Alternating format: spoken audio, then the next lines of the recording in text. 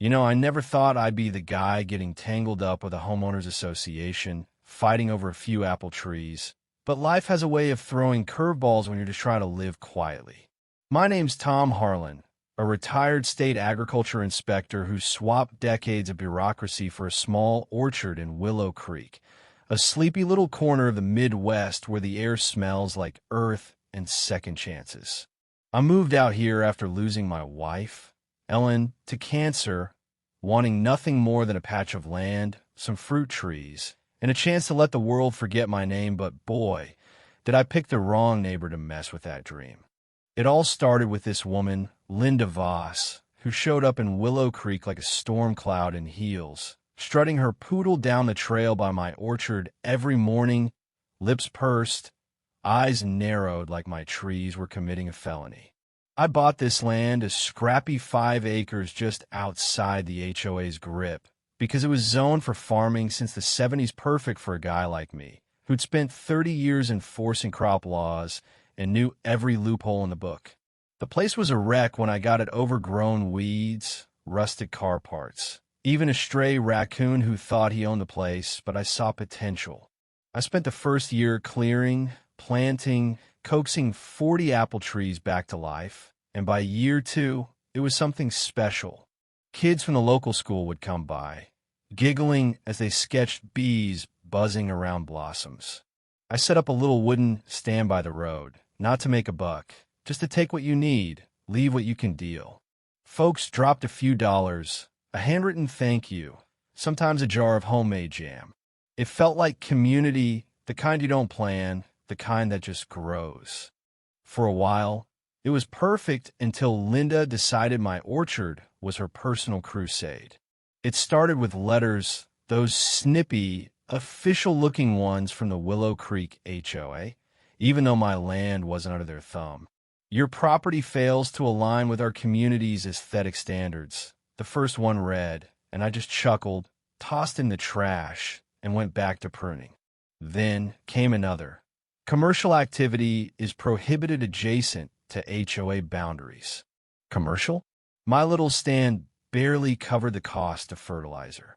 I knew my rights. I'd helped write the damn laws, so I ignored her. But Linda wasn't the type to let things slide. One April morning, she marched up to my gate, arms crossed, poodle yapping like it was her backup. "This fruit stand's an eyesore, Tom," she snapped.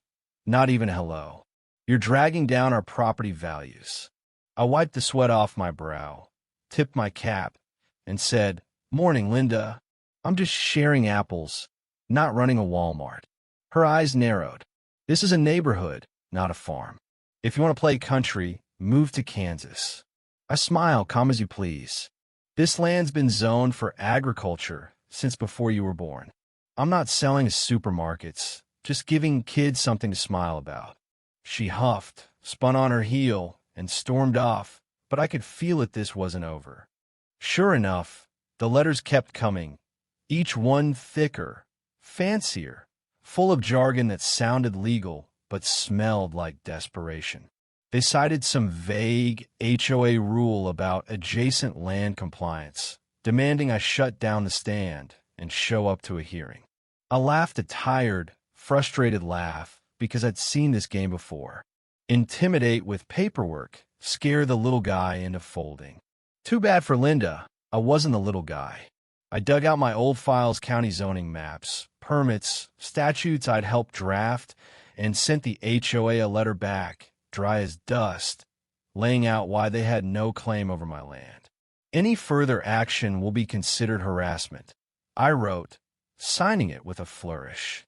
For a few days, it was quiet. Then the flyer started. Bright red ink slipped under my gate, stuffed in mailboxes around town. "Tom Harlan's orchard is a safety risk. Strangers at his stand threaten our kids. Is Willow Creek safe anymore?" I stood there, reading one, my stomach twisting. Safety?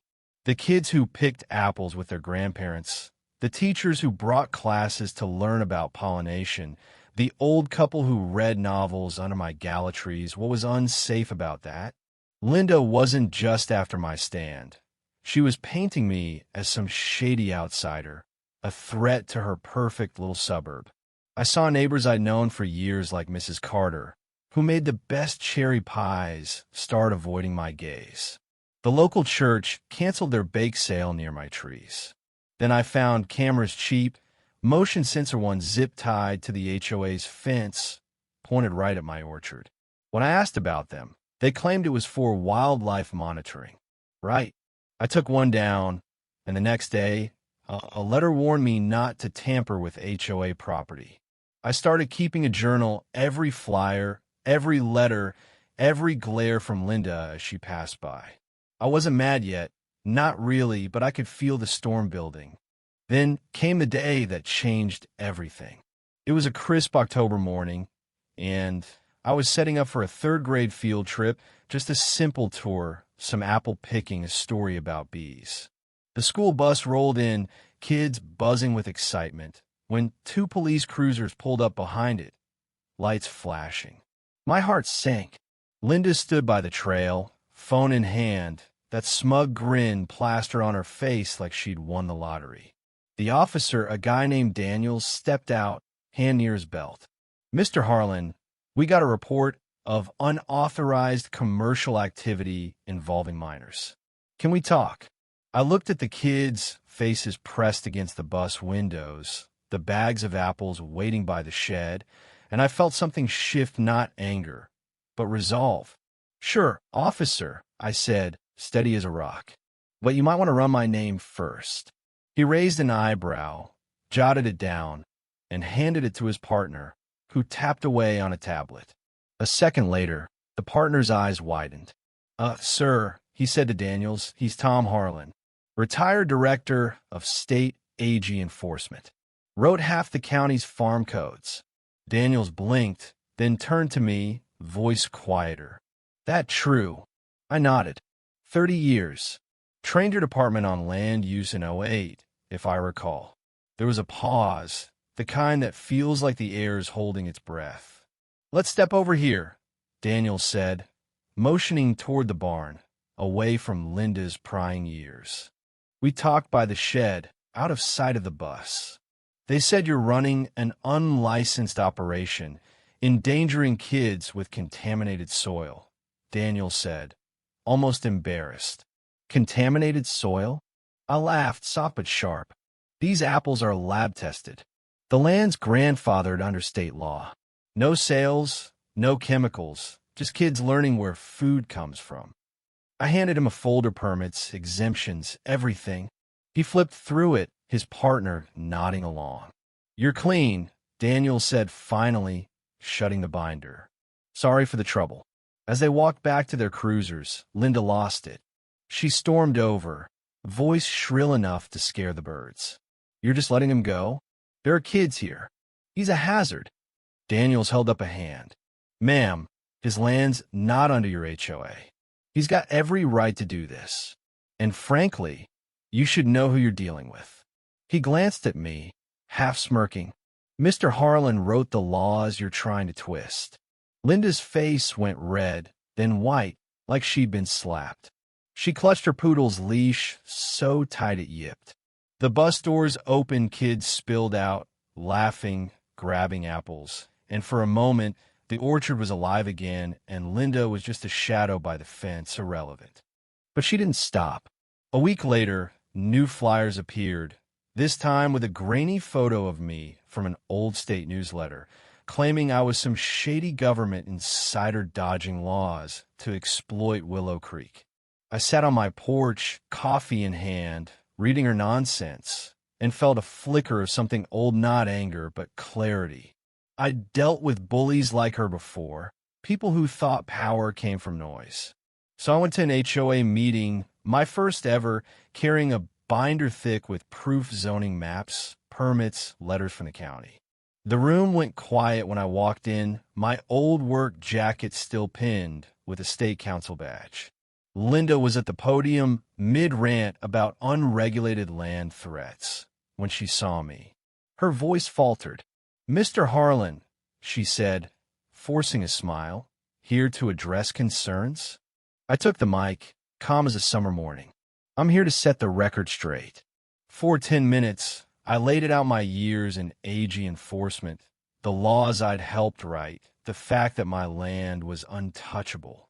I passed out copies of my documents, watched board members' faces shift from confusion to unease. "If you push this," I said, looking straight at Linda, "you're breaking state law. And I'll file an injunction faster than you can print another flyer." The room was dead silent, then a few claps, then more. Linda left without a word. She tried one last trick of petition to the county, claiming my land's exemptions were misclassified.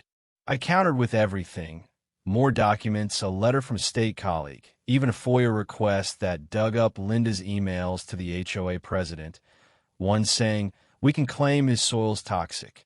People will believe anything." I sent it all to a reporter friend, Sarah, who ran a piece called The Orchard Rebellion.